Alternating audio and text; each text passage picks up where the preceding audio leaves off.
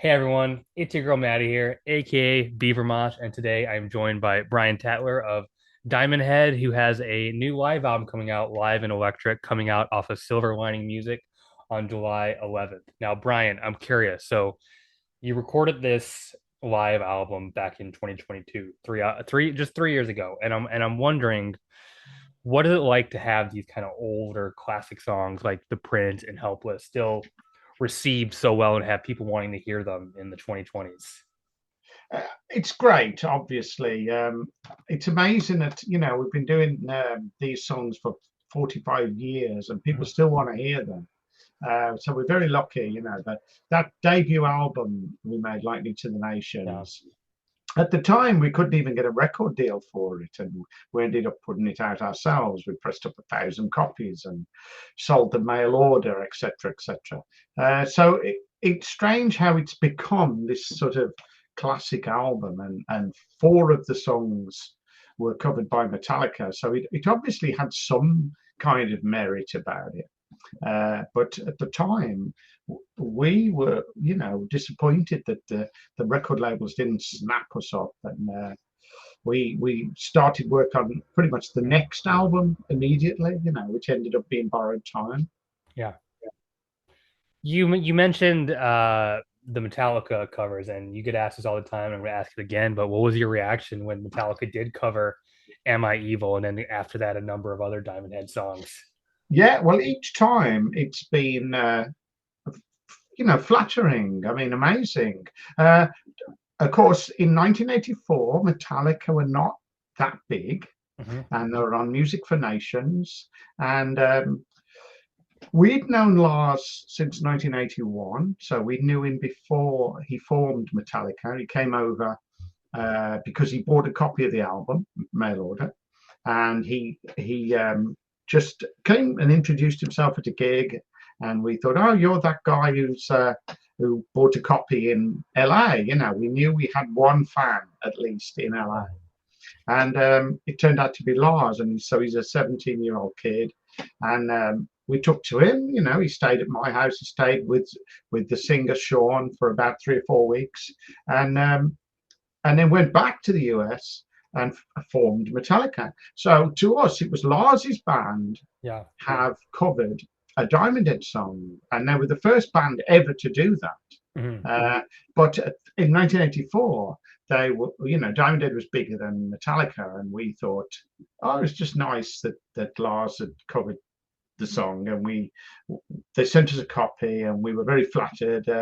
But it was a very respectful version as well. They'd learned the solo, and it was played with a lot of love and care. And it was a good version. It was tough. It was heavy, powerful. So, but each time they've covered one afterwards, like once seems great, and then another one, oh, Helpless, oh, okay, uh, and then you'd get a message, can you fax over the lyrics for the Prince? Oh, okay, you're going to cover the Prince as well, wow. And then in the end, by 1998, they're the biggest metal band in the world, and they cover It's Electric. So they've covered four out of the seven songs on that debut album of ours. So it's. I used to think, wow, why do you keep covering Diamond Head songs? Okay. Yeah. So I think "Am I Evil" was the B side to Creeping Death. So like yeah, that was off Ride the Lightning. So they were on the verge of blowing up, but they hadn't become that No, famous yet. not yet. When they Yeah. came to the UK in '84, they only played two nights at the Marquee, which is, a small club, really, 400, 500 people, something like that. I can't remember. Mm. But yeah, that's how big they were in 1984. They had two nights at the Marquee. Mm. Now, you're often classified under the new wave of British heavy metal moniker, and I'm wondering, what does that mean to you? Do you accept that? Is that something you advertise your band as? Like, we are a new wave of British heavy metal band? Yeah, I do accept it, and it gave us exposure Hmm. that we needed, because up till the new wave of British heavy metal, we were just a band from this town called Stourbridge in the Midlands. Nobody really heard of us outside of the Midlands, and then along comes Sounds, the music paper of the day, 1979, and they feature this big front cover with Thunderstick from Samson, and they reviewed a gig in London with three new bands on. And of course I'm reading this thinking, that's good, because we're just the right age, just everything's ready to go. We've been going for 3 years, we've written loads of songs, and I thought this could be a perfect opportunity for us to try and get a record deal. If the magazines are going to focus, instead of focusing in on reggae or new romantics or punk or new wave or whatever they've been focusing on previously, now it looked like they were going to focus on heavy metal. So I thought it was a brilliant opportunity. And then we started getting gigs further and further afield, all over the UK. We started playing London. We opened for Iron Maiden. We opened for Angel Witch. We played with Girl and all kinds of bands. And it was the time to get a record deal. You'd hear, record label, there's a little record label coming tonight to see you, and so you'd be all nervous. But yeah, I absolutely embrace that title. Yeah. Other bands that were kind of given that title, your Maidens, your Angel Witches, your Satans, Girl School, all those bands. Were y'all familiar with each other like at the start of this? Did you know each other? Were you kind of familiar No, with each other's work? we didn't know each other, Yeah. but we did some gigs together, Hmm. and of course, we'd say hello. But it's all spread out. They're in London, they're in Newcastle, we're in Stourbridge. These are in Birmingham. So there's bands seemingly in every city around the UK.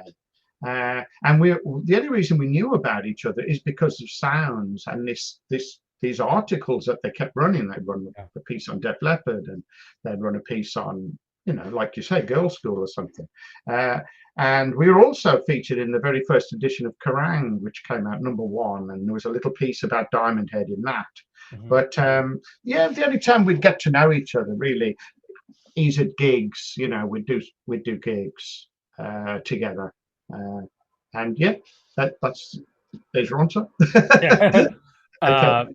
This live album that you just recorded, it was recorded on tour with Saxon, another legendary band. What was it like getting to share the stage with those guys? Which also I should mention, since 2023, you are now a member of.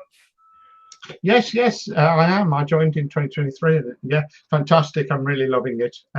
So yeah, we joined the same record label and the same management in 2018. Mhm. So we started being in Saxon's orbit a little more. We started doing dates together. We'd support Saxon. We did some dates in Germany. We did Hammersmith Odeon with them, and things like that.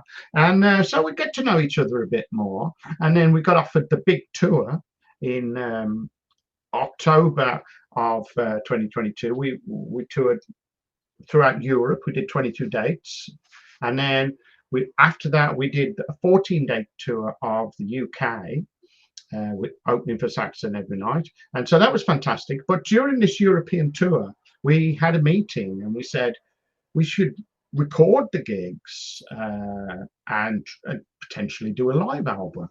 So we knew we had the technology now to record on a digital desk, and you can just press record, and it will go down onto keep the gig on a hard drive.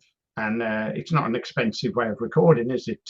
No. Years ago, it used to be you'd hire a mobile, you would 2-inch tape, you'd hire it for one night, and it would be probably a couple of £1,000 or something. It'd be expensive anyway.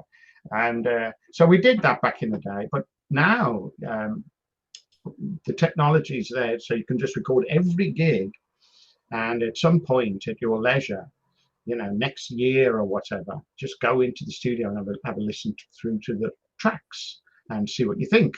And that is exactly what we did. We did that. But the only thing I needed to do is, because it was we were a support band, we were doing 40 minutes. We needed to have more songs for a live album, so we couldn't just do the same set every night, or we'd just end up with a 40-minute live album. Yeah. So I swapped the sets round, and I would bring in some deep cuts like Dead Reckoning, and we would bring in songs off the last couple of albums with Raz, like Belly of the Beast, Set My Soul on Fire, Bones, etc.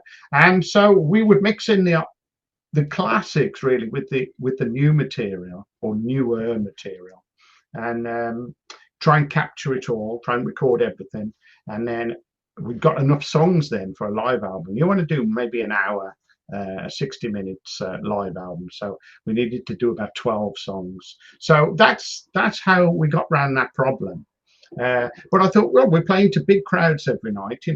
We're tight because we've just done 22 nights in Europe. Yeah. We haven't done a live album for 20 years. It just felt like now is the time with this lineup, with Raz singing. Let's capture the moment. Yeah, as you know, as a music fan, let's put the fan hat on. You know, why do you like listening to live albums? You know, as in versus of a studio record. What is the advantage? Like, what is the experience of listening to a live recording? I think the energy Yeah. is number one. You want it to be exciting, uh, but also it's a sort of best of very often, isn't it? It's a greatest hits. Um, I'm a big fan of, of music. Obviously, I've been obsessed with it for you know almost 60 years, and so yeah, I enjoy going to watch bands. Always have done, and certain live albums really got me going.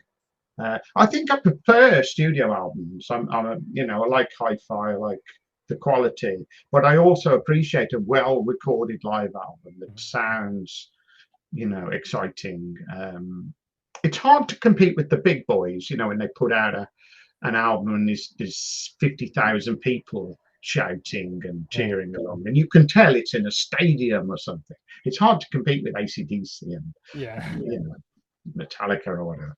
But it's still a valid thing to have that document of, we probably played to 35,000 people during that Saxon run of dates. And so it's totally worth doing. Yeah. I think of something like iconic, you know, metal live albums. One that comes to my mind is like Unleashed in the East by Priest. And like you're right, it there is like this energy that you can't get from a studio album. You get this like, you know, intimacy with the band. You get to hear them not just like being perfect, but trying to like Yeah, capture more of a feeling versus just like, you know, hitting the notes correctly. You know, it's like very yes, much like it's very real. yes, that's right. Yeah, there are some fantastic live albums, Yeah. classic live albums. And I, I, I think everybody appreciates a good stomping live album. Mhm. Now, back in '76, when you formed this band, you know, and you know you're making a heavy metal band, could you have predicted that this genre, this new form of music, you know, heavy metal, would still have the life it has? That while it has evolved into various subgenres, people would still care about it? Absolutely not. I had no idea. Um, I mean, this. I always think the Rolling Stones have set the benchmark for longevity because in the '60s it looked like bands would have their moment in the light, and then they would go out of fashion, and people would move on to the next band. Mhm. But nobody'd ever done what the Rolling Stones have done, which is keep a band going for like 60 years Yeah. until pretty much rock until you drop. So we've all seen that happen now, and we all think, okay, well, we can do that. We can just keep going, make a career out of it. So yeah, heavy metal's had its rises and falls. There was times when it was sort of not in fashion, and the music press would not touch it with a barge pole, and if anything, they would make fun of it, which was a real shame because Yeah. once you like rock and heavy metal, you love it to the grave. In my opinion, I'll never get tired of it. It's it's my favorite style of music. Um, so yeah, I had no idea that it would still be around, and but people would still like Diamond Head, Yeah. in 50 years' time. I had no idea. You just have to hope for the best. Yeah. when I know like when grunge hit in 91 or even earlier, people said that was the end of heavy metal, but that was Yeah, just not true. no, absolutely not. Yeah. No, no. I mean, in England, there'd be fashions all the time coming along, and of course, there was no magazines either then, and so that, there's no Metal Hammer, no Kerrang, no Terrorizer. None of these magazines existed. All there was Sounds really uh, in the early 80s. So without that bit of oxygen from the press, bands would struggle, to get noticed, to get gigs and record company interest. Hmm. Uh, Something a little fun that I'm curious about is when, because you started out, your band, playing kind of what would be considered kind of a traditional heavy metal sound. How did you feel when you started hearing, more quote unquote extreme subgenres hitting like thrash and death metal? Like what was that like for you to hear?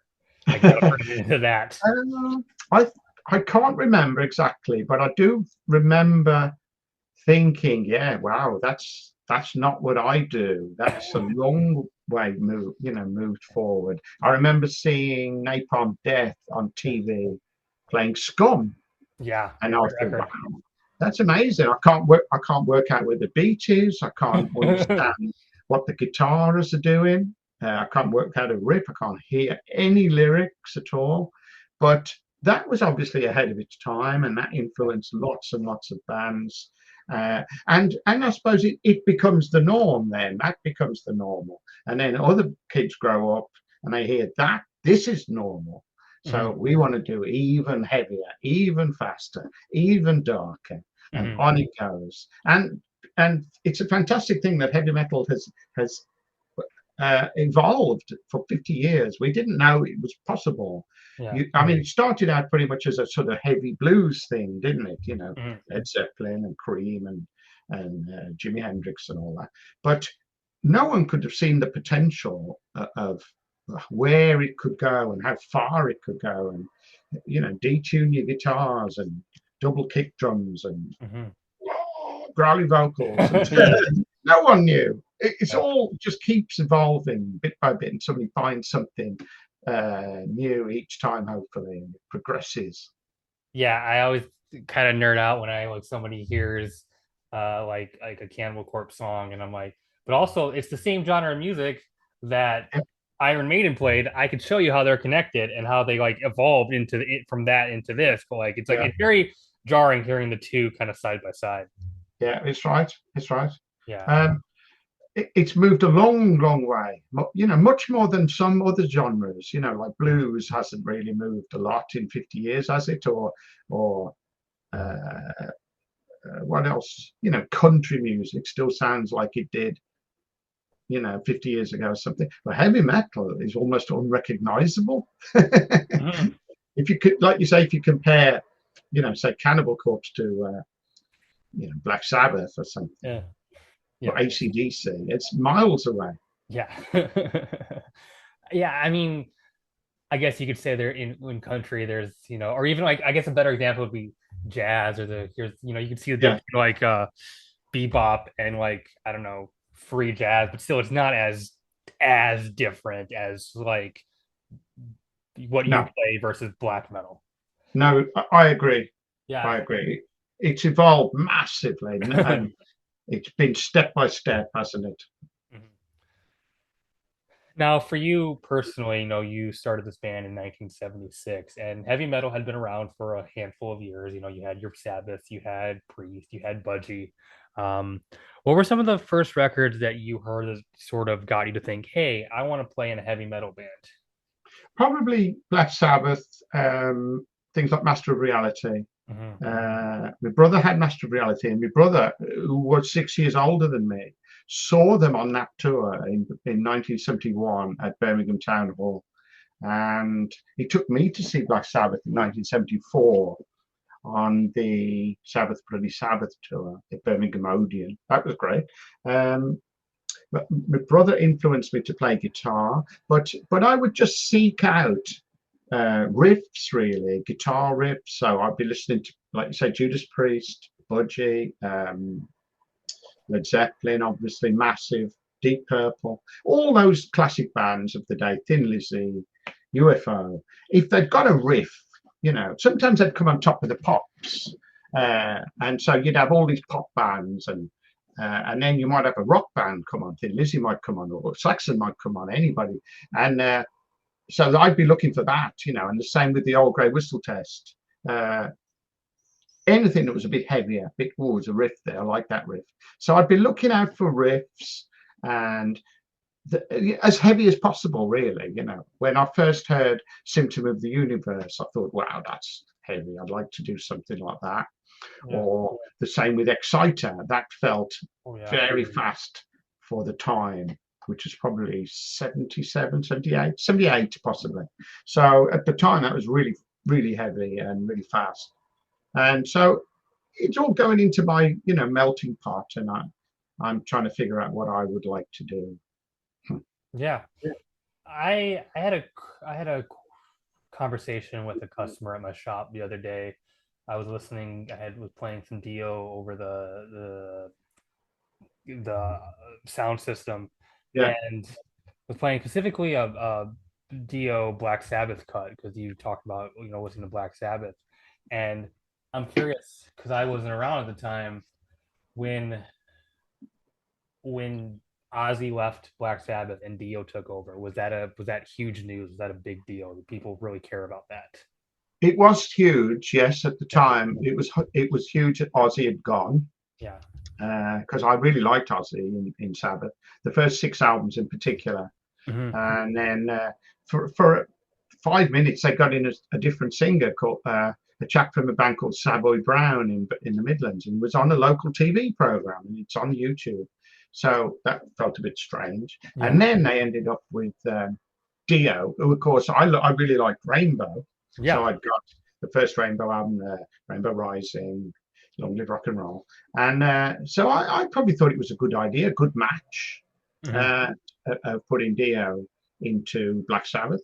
And the first album that Dio made with Sabbath is really good, isn't it? Yeah. Heaven and Hell. So it probably didn't beat, you know, Master of Reality or Sabotage for me, hmm but it's still a great Sabbath album. It's a great Sabbath album. It's different, but I think Tony Iommi knew how to keep it Black Sabbath, but kind of change the music just slightly to fit Dio's voice perfectly. Yeah, It's kind of masterful, actually. yeah, difficult to do because it does make a huge difference, doesn't it? The lead singer, it always does. That is the identity of a band normally, isn't it? If if your track comes on, you don't know who it is. Once a singer starts, normally you go, oh, it's Black Sabbath. But up until the singer starts, very often, I don't know who it is. Well, Diamond Head has had to replace the lead singer. I Yeah. mean, how have you handled that?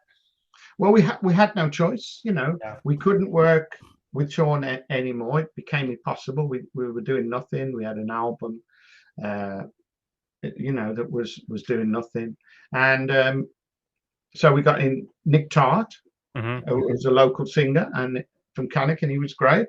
And then he emigrated to Brisbane in 2008, and we kept going for a while, having to fly him backwards and forwards for gigs, but it became impossibly complicated and expensive. So we looked for a guy who was living in England, and we got Rasmus, who's Danish, but he lived in London, and he's great, and he fitted the band, and so we've done a couple of albums with Raz, and he's still, the singer. Yeah, how did you find Rasmus? Did you have like auditions? I know I tried to find some like background information on him. It doesn't seem like he has that many past bands, but No, I suppose he was in a band in Denmark, and then I think he did some Deps when he came over to England, and he went to college in London, university to study musical performance or something like that. But I only got a hold of him through a friend of a friend, like who'd been to college with him in London, and said, I know a good singer. So gave us his phone number. Because, like you say, he hadn't done much. It's not like he was out there making records or touring or anything. He wasn't in a name band, uh, And when I heard him, I thought, yeah, it's great. It fits. He fits great, and he didn't seem to struggle with anything. Nothing was hard work. He could hold notes, he could reach high notes and stuff like that. So we did an audition. He came up to Birmingham, and we went through some songs and offered him the dates. We said, yeah, if you want to do because we got a dozen dates booked or something, and he did the dates, and we sort of bonded over that. Awesome. Well, I'm glad it worked out for you, and I'm glad Yeah, that you have a vocalist that's been with you now for 11 years. So, 11 years. yeah. Well, Brian, I know you have other interviews to get and other meetings to, so I don't want to hold you up too much longer, but I want to thank you for joining me. I want to give the floor to you for any last words you possibly have, any plugs, tell people where they can find the record. Yeah, the Yeah, floor is yours.